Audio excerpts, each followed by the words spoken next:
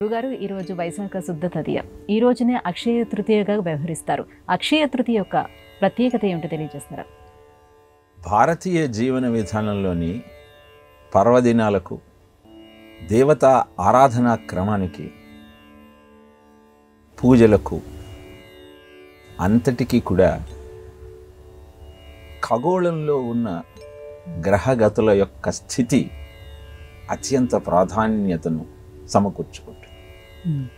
అక్షయ తృతీయ నాడు చంద్రుడు, సూర్యుడు ఈ రెండు గ్రహాలు కూడా చాలా శక్తిని కలిగి బలంగా ఉంటాయి. చంద్రమా మనసో జాతః సూర్య చక్షోభిజాయతే అంటుంది వేదం. అంటే అర్థము, చంద్రుడు మనఃకారకుడు, సూర్యుడు నీ అంతర్బాహ్య దృష్టిని ప్రభావితం చేసి నీ బుద్ధిని ప్రచోదనం చేసే లక్షణం కలిగినవాడు. నువ్వు ఏ పనైనా ప్రారంభించాలన్నప్పుడు మనస్సు స్థిరంగా ఉండాలి, బుద్ధి చక్కగా పని చేయాలి. ఈ రెండూ సమకూరినప్పుడు నువ్వు చేసే సృష్టి, ప్రారంభించిన పని అద్భుతంగా నెరవేరుతాయి. అందుకే బ్రహ్మదేవుడు వైశాఖ శుద్ధ పాడ్యమి నాడు ఉద్భవించి విదియ నాడు వేదాధ్యయనం చేసి అక్షయ తృతీయ రోజు సృష్టి రచనను సంకల్పించి అక్షయ అన్నట్ట. అంటే నేను చేసే ఈ సృష్టి అక్షయమగోగాక అని దాని అర్థం. బ్రహ్మదేవుడు సృజనాత్మకతకు నిదర్శనం.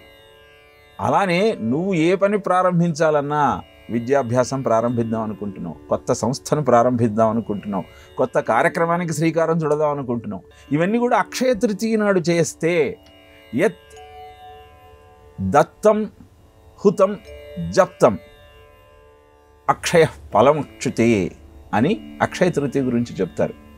ఈరోజు నువ్వు ఏ దానం చేసినా, ఏ యజ్ఞం చేసినా, ఏ జపం చేసినా దానివల్ల అద్భుతమైన ఫలితం నీకు సిద్ధిస్తుంది.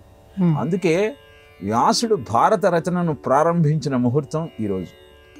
క్షీరసాగర మథనానికి దేవదానవులు సమాయత్తమైన రోజు ఈరోజు. పార్వతీదేవి అన్నపూర్ణగా అవతరించిన పర్వదినం అక్షయ తృతీయ. కుబేరుడికి సదాశివుడు నవనిధుల నాయకత్వాన్ని అందించిన రోజు ఈరోజు. పాండవులకు అక్షయ పాత్ర దొరికిన రోజు అక్షయ తృతీయ. అలానే తమ ఆయుధాలను తిరిగి సంపాదించుకొని యుద్ధానికి సన్నద్ధులైన ముహూర్తం కూడా అక్షయ తృతీయ. ఇలా క్షీరసాగర మథనం నీలో ఉన్న ఆసురీ దైవీ శక్తులకు ప్రతీకగా చెప్పుకుంటే, వాటిని సరి అయిన క్రమంలో అనుసంధానం చేస్తూ నీ జీవితాన్ని అమృతప్రాయంగా మార్చుకునేటువంటి అద్భుత ముహూర్తమే అక్షయ తృతీయ.